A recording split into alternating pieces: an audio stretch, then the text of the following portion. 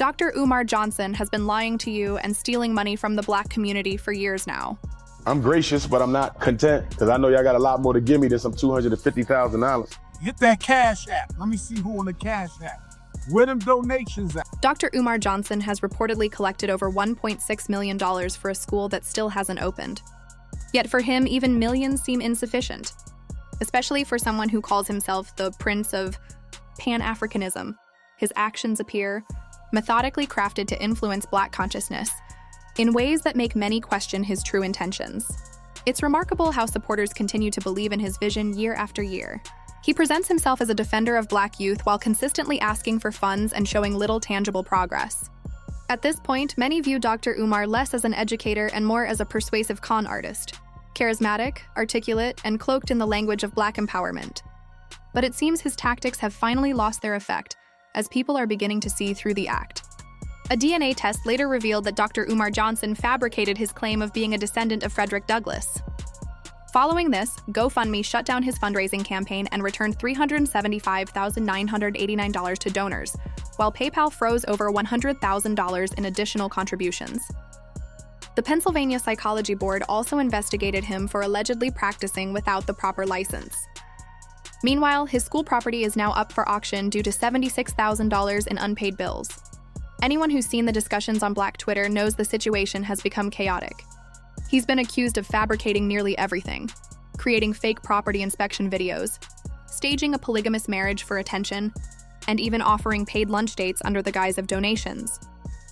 This is how the so-called Prince of Pan-Africanism turned into what many now call the Prince of Panhandling and the King of Scams. And hey, if you're enjoying this breakdown and want to see more videos like it, don't forget to hit that subscribe button below. Love and appreciation to all of you. Now, back to the story. Before we follow the money trail, let's start with the lies that built his reputation.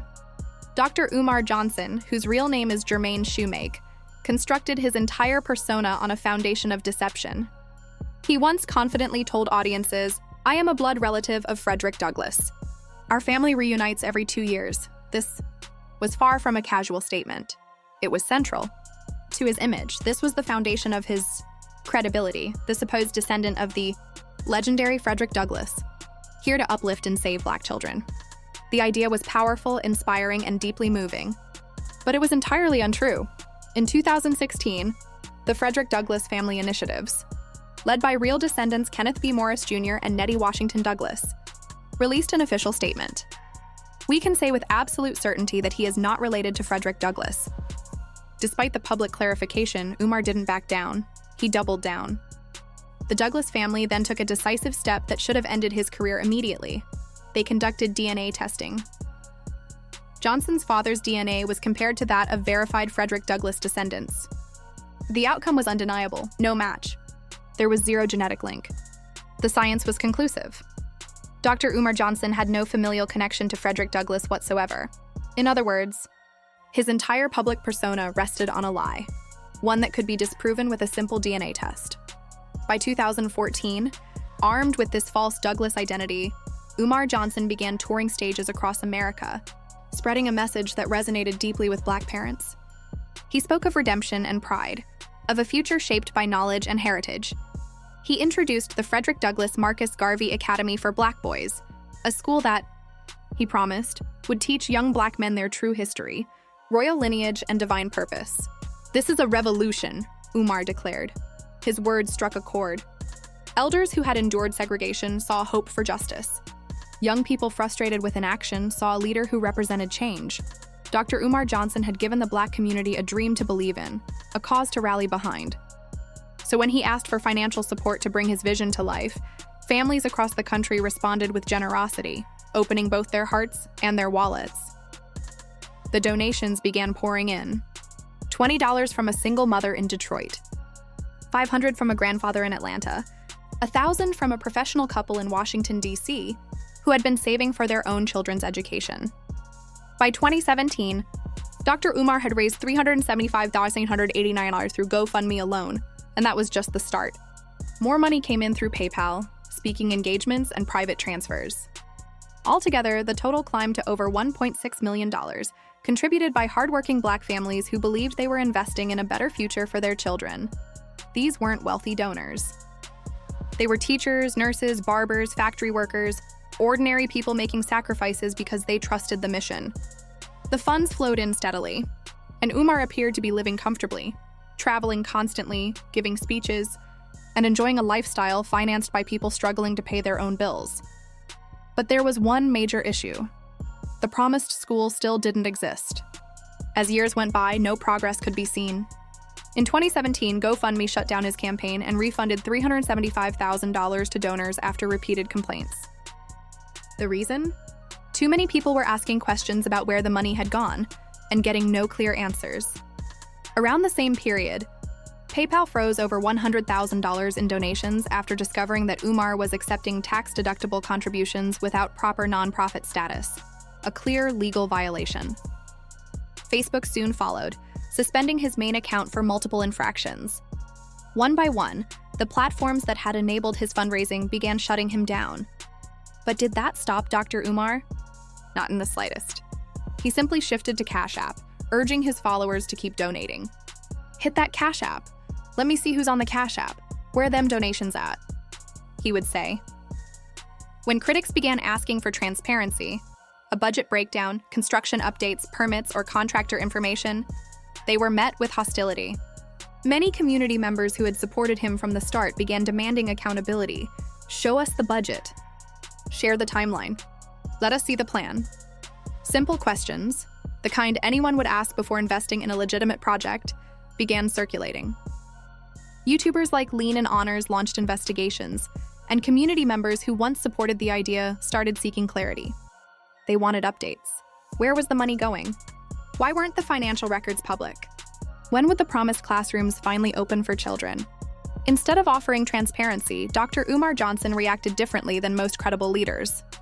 He lashed out at the people asking questions, accusing them of being crabs in a barrel, trying to pull down a black leader. He claimed critics were running to the white man to complain about the one person fighting to save black children.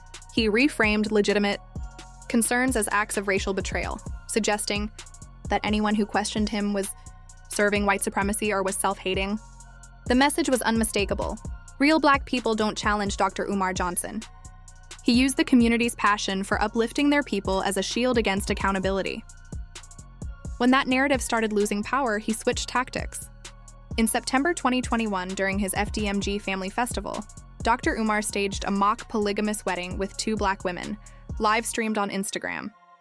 "I'm not actually getting married, ladies," he told the camera. It was pure performance, a publicity stunt meant to attract attention and boost donations. The move succeeded. Many within the community defended him even more passionately and continued sending money. The strategy paid off. Each time someone criticized Dr. Umar, even more supporters donated to prove their loyalty.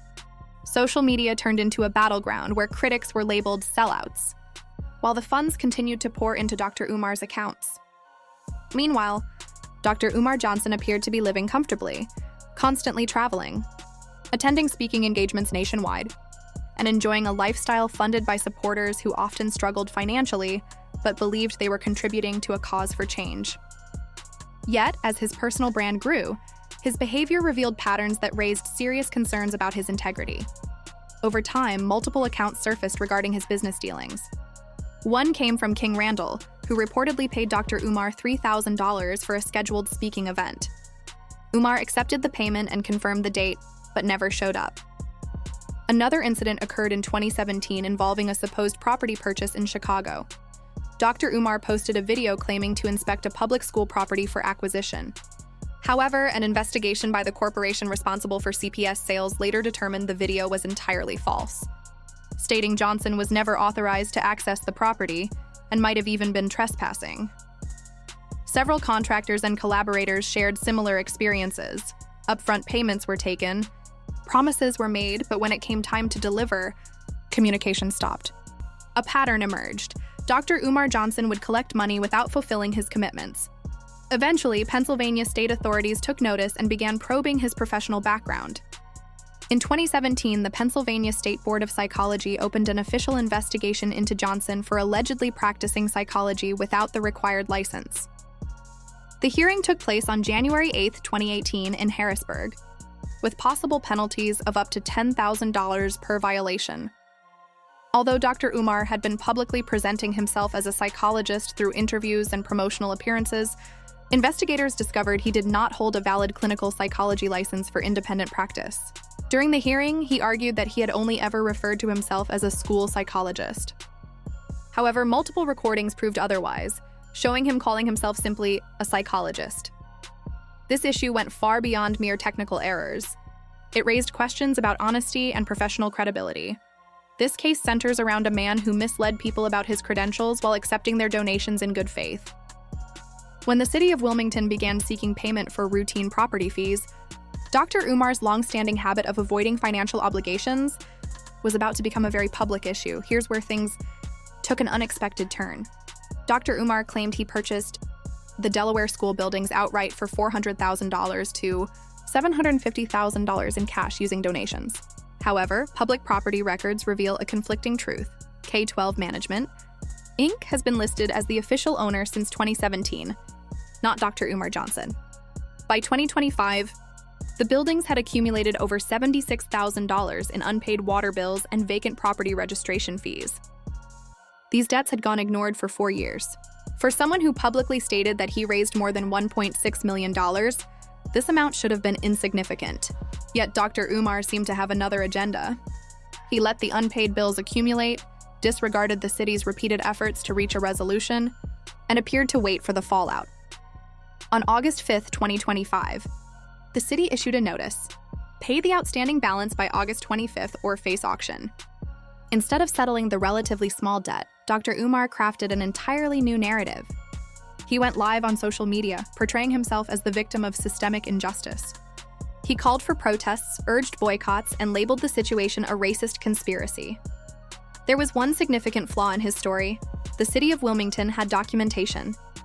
When his public accusations forced officials to respond, they released a detailed record of communications that directly contradicted his claims. The timeline presented by the city included October 2024, an email was sent requesting completion of a waiver application. No. Reply. January 2025, the deadline for the waiver. Passed. No application received. But 2025, Dr. Umar submitted partial documents but failed to include the required waiver. April-August 2025. Multiple follow-ups were made by the finance department. No full response. August 2025. Due to continued non-payment and lack of compliance, an auction notice was formally issued. They sent repeated reminders and made every effort to cooperate with him. But Dr. Umar Johnson had no real intention of saving the school. He seemed determined to lose it. Yet losing the building also meant losing his main fundraising tool. To keep the money coming in, Dr. Umar came up with a new strategy. With his reputation collapsing and his property being auctioned off, he launched his most humiliating fundraising attempt yet. The man who once spoke about building institutions for Black empowerment began offering lunch dates to lonely women. The so-called Prince of Pan-Africanism had essentially turned himself into a low-budget dating service. Claiming his bank accounts were still frozen, he asked for donations just to get by, requesting grocery money through Apple Pay and PayPal, while offering dinner meetings in return. A decade after promising to transform Black education, Dr. Umar Johnson had resorted to selling his own image. At last, the Black community had enough evidence to recognize who Dr. Umar Johnson truly was. 10 years, over $1.6 million raised, and countless broken promises later, the truth became undeniable. The DNA test that proved he lied about being related to Frederick Douglass. GoFundMe shutting down his campaigns for fraud. PayPal freezing his accounts. The Psychology Board investigation. The falsified property inspections. The building auctioned off due to unpaid bills.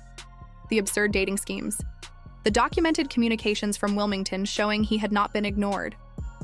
All these incidents exposed a pattern, collecting money and delivering nothing, time and time again. Eventually, the community began to awaken. Social media was flooded with people expressing regret for ever donating. YouTubers who once defended him began retracting their support. The general view shifted from, "Give him a chance," to, "We were deceived." In the end, Dr. Umar Johnson provided an unexpected lesson. He showed that charisma without accountability leads to manipulation, that racial loyalty without honesty becomes exploitation, that good intentions without tangible results turn into costly illusions. And most importantly, he taught us the importance of asking for proof before giving respect. The most unfortunate part isn't simply that Dr. Umar Johnson deceived people. Scammers have always existed. The real tragedy lies in what that money could have achieved. That $1.6 million could have funded after-school programs in dozens of neighborhoods, offered scholarships to hundreds of Black students, and supported struggling Black schools trying to stay open. It could have gone toward mentorship initiatives, tutoring services, and community centers, programs that make a real difference for real children. Instead, it financed one man's lifestyle and ego for 10 years. Meanwhile, there are genuine Black educators out there doing extraordinary work with only a fraction of what Umar raised. Teachers in underfunded schools, community leaders running after-school programs, and mentors guiding at-risk youth. They are the true heroes, yet they received nothing while a con artist profited. Dr. Umar Johnson's decade-long deception should serve as a powerful lesson for our community.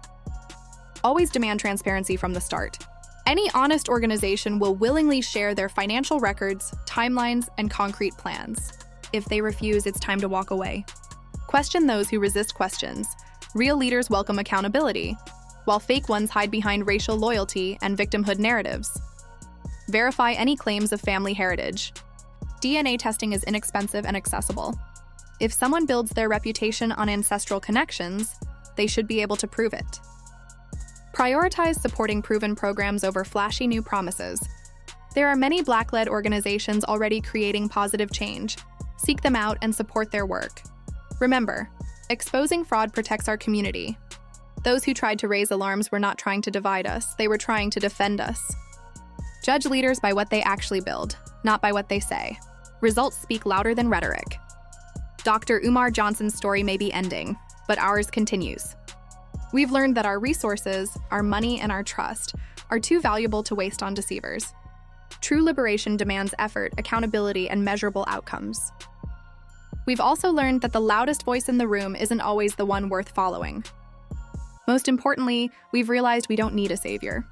We need to save ourselves through honesty, responsibility, and support for programs that genuinely uplift our community.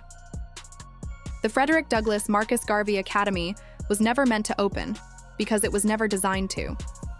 It existed as a perpetual promise, a constant fundraising tool, a fantasy that produced real money without ever producing real results. But our children deserve more than illusions. They deserve real schools, genuine programs, and true opportunities. And we will make sure they have them by supporting institutions built on transparency and accountability. Dr. Umar Johnson didn't fail to build a school. He succeeded in creating exactly what he intended, a personal cash machine fueled by the hopes of our community. Yet his so-called success has become our greatest lesson. We understand better now. We expect better now. And we will do better from this point forward. No more false prophets. No more smooth-talking manipulators. No more empty promises. From now on, we stand behind organizations that show their progress, not just their dreams. We invest in programs that place students in classrooms, not in abandoned buildings. We follow leaders who embrace accountability, not those who attack anyone who asks hard questions. The era of fake saviors is over. The era of real action begins now. If this video helped you see the truth about Dr. Umar Johnson's decade of deception, share it with someone who needs to hear it. And if you know of authentic Black educational programs creating real change in your community, share their information in the comments below.